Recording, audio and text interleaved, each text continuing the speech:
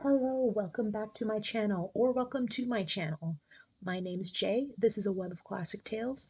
Please don't forget to like and subscribe and click on the little bell icon. Today we will continue reading Pride and Prejudice. The day passed much as the day before had done. Mrs. Hurst and Miss Bingley had spent some hours of the morning with the invalid, who continued, though slowly, to mend, and in the evening Elizabeth joined their party in the drawing-room. The loo table, however, did not appear. Mr. Darcy was writing, and Miss Bingley, seated near him, was watching the progress of his letter and repeatedly calling off his attention by messages to his sister. Mr. Hurst and Mr. Bingley were at piquet, and Mrs. Hurst was observing their game. Elizabeth took up some needlework and was sufficiently amused in attending to what passed between Darcy and his companion. The perpetual commendations of the lady either on his handwriting or on the evenness of his lines, or on the length of his letter, with the perfect unconcern with which her praises were received, formed a curious dialogue, and was exactly in union with her opinion of each. "How delighted Miss Darcy will be to receive such a letter!" He made no answer. "You write uncommonly fast."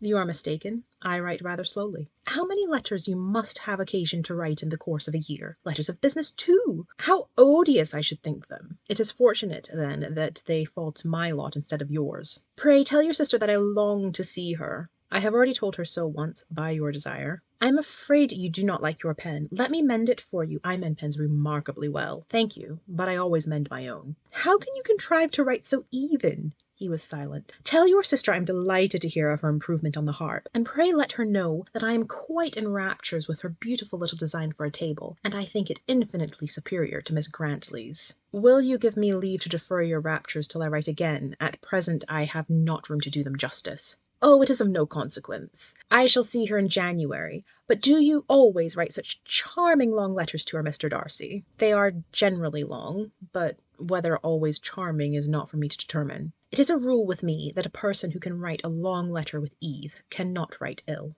"That will not do for a compliment to Darcy, Caroline," cried her brother, "because he does not write with ease. He studies too much for words of 4 syllables. Do not you, Darcy? My style of writing is very different from yours." "Oh!" cried Miss Bingley, "Charles writes in the most careless way imaginable. He leaves out half his words and blots the rest. My ideas flow so rapidly that I have not time to express them, by which means my letters sometimes convey no ideas at all to my correspondents." "Your humility, Mr. Bingley," said Elizabeth, "must disarm reproof." "Nothing is more deceitful," said Darcy, "than the appearance of humility. It is often only carelessness of opinion, and sometimes an indirect boast. And which of the two do you call my little recent piece of modesty?" "The indirect boast, for you are really proud of your defects in writing, because you consider them as proceeding from a rapidity of thought and a carelessness of execution, which, if not estimable, you think at least highly interesting. The power of doing anything with quickness is always prized much by the possessor, and often without any attention of the imperfection of the performance. When you told Mrs. Bennet this morning that if you ever resolved upon quitting Netherfield, you should be gone in 5 minutes, you meant it to be a sort of panegyric, of compliment to yourself. And yet what is there so very laudable in a precipitance which must leave very necessary business undone, and can be for no real advantage to yourself or any one else?"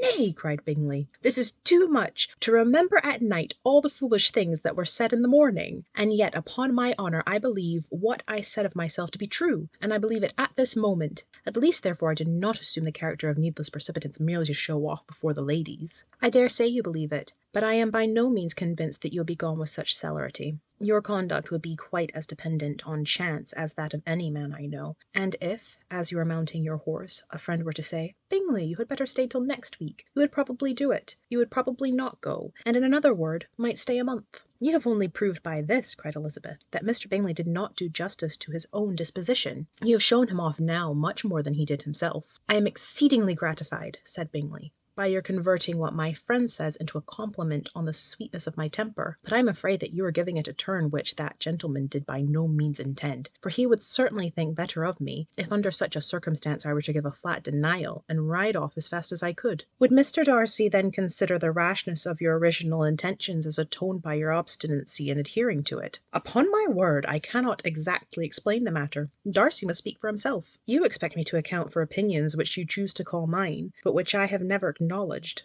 Allowing the case, however, to stand according to your representation, you must remember, Miss Bennet, that the friend who is supposed to desire his return to the house, and the delay of his plan, has merely desired it, asked it without offering one argument in favour of its propriety. To yield readily, easily, to the persuasion of a friend is no merit with you. To yield without conviction is no compliment to the understanding of either. You appear to me, Mr. Darcy, to allow nothing for the influence of friendship and affection. A regard to the requester would often make one readily yield to a request, without waiting for arguments to reason one into it. I am not particularly speaking of such a case as you have supposed about Mr. Bingley. We may as well wait, perhaps, till the circumstance occurs before we discuss the discretion of his behaviour thereupon. But in general and ordinary cases between friend and friend, where one of them is desired by the other to change a resolution of no very great moment, should you think ill of that person for complying with the desire, without waiting to be argued into it? Will it not be advisable, before we proceed on this subject, to arrange with rather more precision the degree of importance which is to appertain to this request, as well as the degree of intimacy subsisting between the parties? By all means, cried Bingley, let us hear all the particulars, not forgetting their comparative height and size, for that will have more weight in the argument, Miss Bennet, than you may be aware of. I assure you that if Darcy were not such a great tall fellow in comparison with myself, I should not pay him half so much defence. I declare I do not know a more awful object than Darcy, on particular occasions and in particular places, at his own house especially, and of a Sunday evening when he has nothing to do.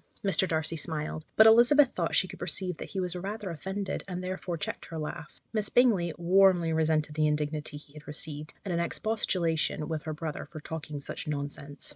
I see your design, Bingley, said his friend. You dislike an argument, and want to silence this. Perhaps I do. Arguments are too much like disputes. If you and Miss Bennet will defer yours till I am out of the room, I shall be very thankful, and then you may say whatever you like of me. What you ask, said Elizabeth, is no sacrifice on my side, and Mr. Darcy had much better finish his letter. Mr. Darcy took her advice and did finish his letter. When the business was over, he applied to Miss Bingley and Elizabeth for an indulgence of some music. Miss Bingley moved with some alacrity to the pianoforte, and after a polite request that Elizabeth would lead the way, which the other as politely and more earnestly negatived, seated herself. Mrs. Hurst sang with her sister, and while they were thus employed, Elizabeth could not help observing, as she turned over some music books that lay on the instrument, how frequently Mr. Darcy's eyes were fixed on her. She hardly knew how to suppose that she could be an object of admiration to so great a man, and yet that he should look at her because he disliked her was still more strange. She could only imagine, however, at last that she drew his notice because there was something more wrong and reprehensible, according to his ideas of right, than in any other person present. The supposition did not pain her. She liked him too little to care of his approbation. After playing some Italian songs, Miss Bingley varied the charm by a lively Scotch air, and soon afterwards Mr. Darcy, drawing near Elizabeth, said to her, "Do not you feel a great inclination, Miss Bennet, to seize such an opportunity of dancing a reel?" She smiled, but made no answer. He repeated the question with some surprise at her silence. "Oh," said she, "I heard you before, but I could not immediately determine what to say in reply. You wanted me, I know, to say yes, that you might have the pleasure of despising my taste. But I always delight in overthrowing those kinds of schemes, and cheating a person of their premeditated contempt. I have, therefore, made up my mind to tell you that I do not want to dance a reel at all, and now despise me if you dare." "Indeed I do not dare." Elizabeth, having rather expected to affront him, was amazed at his gallantry, but there was a mixture of sweetness and archness in her manner which made it difficult for her to affront anybody, and Darcy had never been so bewitched by any woman as he was by her. He really believed that were it not for the inferiority of her connections, he should be in some danger. Miss Bingley saw, or suspected enough to be jealous, and her great anxiety for the recovery of her dear friend Jane received some assistance from her desire of getting rid of Elizabeth. She often tried to provoke Darcy into disliking her guest, by talking of their supposed marriage, and planning his happiness in such an alliance. "I hope," said she, as they were walking together in the shrubbery the next day, "you will give your mother-in-law a few hints, when this desirable event takes place, as to the advantage of holding her tongue, and if you can compass it, do cure the younger girls of running after officers, and if I may mention so delicate a subject, endeavour to check that little something, bordering on conceit and impertinence, which your lady possesses. Have you anything else to propose for my domestic felicity?" "Oh yes! Do let the portraits of your uncle and aunt Phillips be placed in the gallery at Pemberley. Put them next to your great uncle the judge. They are in the same profession, you know, only in different lines. As for your Elizabeth's picture, you must not have it taken, for what painter could do justice to those beautiful eyes? It would not be easy, indeed, to catch their expression. but the colour and shape, and the eyelashes, so remarkably fine, might be copied. At that moment they were met from another walk by Mrs. Hurst and Elizabeth herself. "I did not know that you intended to walk," said Miss Bingley, in some confusion lest they had been overheard. "You used us abominably ill," answered Mrs. Hurst, "running away without telling us that you were coming out." Then taking the disengaged arm of Mr. Darcy, she left Elizabeth to walk by herself. The path just admitted 3. Mr. Darcy felt the rudeness, and immediately said, "This walk is not wide enough for our party. We had better go into the avenue." But Elizabeth, who had not the least inclination to remain with them, laughingly answered, "No, no, stay where you are. You are charmingly grouped, and appear to uncommon advantage. The picturesque would be spoilt by admitting a fourth. Good-bye." She then ran gaily off, rejoicing as she rambled about, in the hope of being at home again in a day or 2. Jane was already so much recovered as to intend leaving her room for a couple of hours that evening. When the ladies removed after dinner, Elizabeth ran up to her sister, and seeing her well guarded from the cold, attended her into the drawing-room, where she was welcomed by her 2 friends with many professions of pleasure, and Elizabeth had never seen them so agreeable as they were during the hour which passed before the gentlemen appeared. Their powers of conversation were considerable. They could describe an entertainment with accuracy, relate an anecdote with humour, and laugh at their acquaintance with spirit. But when the gentlemen entered, Jane was no longer the first object. Miss Bingley's eyes were instantly turned toward Darcy, and she had something to say to him before he had advanced many steps. He addressed himself to Miss Bennet with a polite congratulation. Mr. Hurst also made her a slight bow, and said he was very glad, but diffuseness and warmth remained for Bingley's salutation. He was full of joy and attention. The first half-hour was spent in piling up the fire, lest she should suffer from the change of the room, and she removed at his desire to the other side of the fireplace, that she might be further from the door. He then sat down by her, and talked scarcely to anyone else. Elizabeth, at work in the opposite corner, saw it all with great delight. When tea was over, Mr. Hurst reminded his sister-in-law of the card-table, but in vain. She had obtained private intelligence that Mr. Darcy did not wish for cards, and Mr. Hurst soon found even his open petition rejected. She assured him that no one intended to play, and the silence of the whole party on the subject seemed to justify her. Mr. Hurst had therefore nothing to do but to stretch himself on one of the sofas and go to sleep. Darcy took up a book.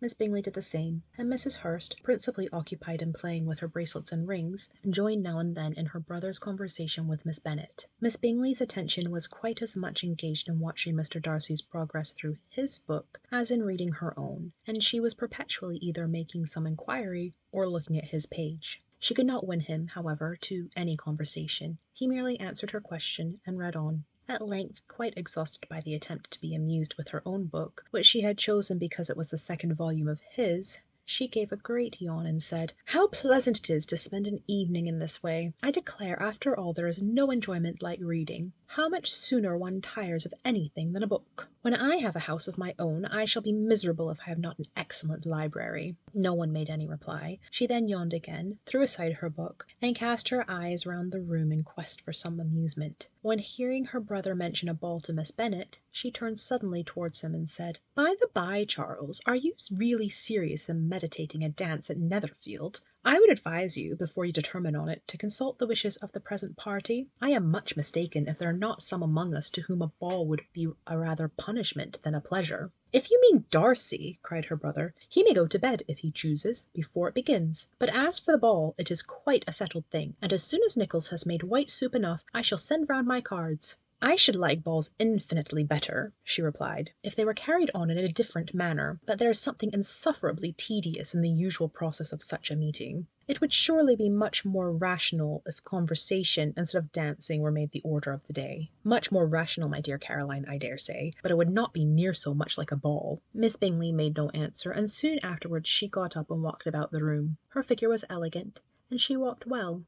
But Darcy, at whom it was all aimed, was still inflexibly studious. In the desperation of her feelings, she resolved on one effort more, and turning to Elizabeth, said, "Miss Eliza Bennet, let me persuade you to follow my example and take a turn about the room. I assure you it is very refreshing after sitting so long in one attitude." Elizabeth was surprised, but agreed to it immediately. Miss Bingley succeeded no less in the real object of her civility. Mr. Darcy looked up. He was as much awake to the novelty of attention in that quarter as Elizabeth herself could be, and unconsciously closed his book. He was directly invited to join their party, but he declined it, observing that he could imagine but two motives of their choosing to walk up and down the room together, with either of which motive his joining them would interfere. What could he mean? She was dying to know what could be his meaning, and asked Elizabeth whether she could at all understand him. Not at all, was her answer, but depend upon it, he means to be severe on us, and our surest way of disappointing him will be to ask nothing about it. Miss Bingley, however, was incapable of disappointing Mr. Darcy in anything, and persevered therefore in requiring an explanation of his two motives. "I have not the smallest objection to explaining them," he said as soon as she allowed him to speak. "You either choose this method of passing the evening because you are in each other's confidence, and have secret affairs to discuss, or because you are conscious that your figure appears to the greatest advantage in walking. If the first, I would be completely in your way, and if the second, I can admire you much better as I sit by the fire." "Oh, shocking!" cried Miss Bingley. "I never heard anything so abominable. How shall we punish him for such a speech?" "Nothing so easy, if you have but the inclination," said Elizabeth. "We can all plague and punish one another. Tease him, laugh at him. Intimate as you are, you must know how it is to be done." "But upon my honour I do not." "I do assure you that my intimacy has not yet taught me that. Tease, calmness of manner, and presence of mind? No, no. I feel he may defy us there. And as to laughter, we will not expose ourselves, if you please, by attempting to laugh without a subject. Mr. Darcy may hug himself." "Mr. Darcy is not to be laughed at," cried Elizabeth. "That is an uncommon advantage, and uncommon I hope it will continue, for it would be a great loss to me to have many such acquaintances. I'd dearly love to laugh." "Miss Bingley," he said, "has given me more credit than can be. The wisest and the best of men, nay, the wisest and the best of their actions, may be rendered ridiculous by a person whose first object in life is a joke." "Certainly," replied Elizabeth, "there are such people, but I hope I am not one of them. I hope I never ridicule what is wise and good. Follies and nonsense, whims and inconsistencies do divert me, I own, and I laugh at them whenever I can, but these, I suppose, are precisely what you are without. Perhaps that is not possible for anyone, but it has been the study of my life to avoid those weaknesses which often expose a strong understanding to ridicule." "Such as vanity and pride?" "Yes, vanity is a weakness indeed, but pride, where there is a real superiority of mind, pride will be always under good regulation." Elizabeth turned away to hide a smile. "Your examination of Mr. Darcy is over, I presume," said Miss Bingley, "and pray what is the result?" "I am perfectly convinced by it that Mr. Darcy has no defect. He owns it himself without disguise." "No," said Darcy, "I have made no such pretension. I have faults enough, but they are not, I hope, of understanding. My temper I dare not vouch for. It is, I believe, a little too yielding, certainly too little for the convenience of the world. I cannot forget the follies and vices of others so soon as I ought, nor their offences against myself. My feelings are not puffed about with every attempt to move them. My temper would perhaps be called resentful. My good opinion once lost is lost for ever." "That is a failing indeed," cried Elizabeth. "Implacable resentment is a shade in a character. But you have chosen your fault well. I really cannot laugh at it. You are safe from me. There is, I believe, in every disposition a tendency to do some particular evil, a natural defect which not even the best education can overcome. And your defect is to hate everybody. And yours," he replied with a smile, "is wilfully to misunderstand them."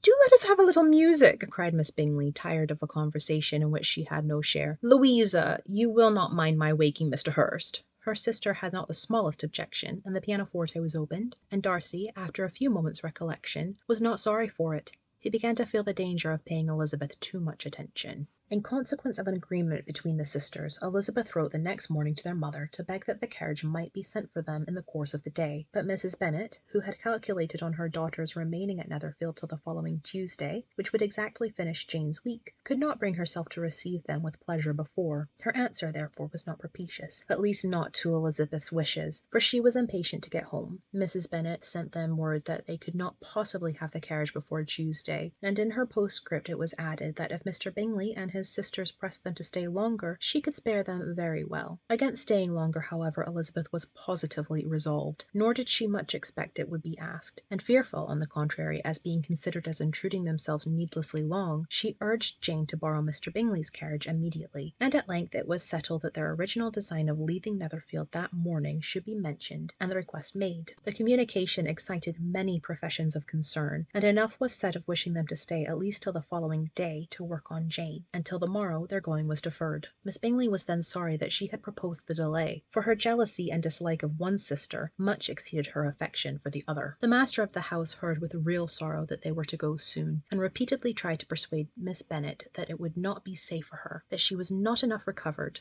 but Jane was firm where she felt herself to be right. To Mr. Darcy it was welcome intelligence. Elizabeth had been at Netherfield long enough. She attracted him more than he liked, and Miss Bingley was uncivil to her and more teasing than usual to himself. He wisely resolved to be particularly careful that no sign of admiration should now escape him, nothing that could elevate her with the hope of influencing his felicity, sensible that if such an idea had been suggested, his behaviour during the last day must have material weight in confirming or crushing it. Steady to his purpose, he scarcely spoke 10 words to her through the whole of Saturday, and though they were at one time left by themselves for half an hour, he adhered most conscientiously to his book, and would not even look at her. On Sunday, after morning service, the separation so agreeable to almost all took place. Miss Bingley's civility to Elizabeth increased at last very rapidly, as well as her affection for Jane, and when they parted, after assuring the latter of the pleasure it would always give her to see her either at Longbourn or Netherfield, and embracing her most tenderly, she even shook hands with the former, Elizabeth took leave of the whole party in the liveliest of spirits. They were not welcomed home very cordially by their mother. Mrs. Bennet wondered at their coming, and thought them very wrong to give so much trouble, and was sure Jane would have caught cold again. But their father, though very laconic in his expression of pleasure, was really glad to see them. He had felt their importance in the family circle. The evening conversation, when they were all assembled, had lost much of its animation, and almost all its sense by the absence of Jane and Elizabeth. They found Mary, as usual, deep in the study of thorough base and human nature, and had some extracts to admire, and some new observations of threadbare morality to listen to. Catherine and Lydia had information for them of a different sort. Much had been done, and much had been said in the regiment since the preceding Wednesday. Several of the officers had dined lately with their uncle, a private had been flogged, and it had actually been hinted that Colonel Forster was going to be married. Thank you for listening. That has been Pride and Prejudice, chapters 10 through 12. I've been Jay. This has been a web of classic tales. If you enjoyed the video, please like and subscribe and click on the little bell icon. I hope you're having a fantastic day. Have a nice life, and I will see you next time.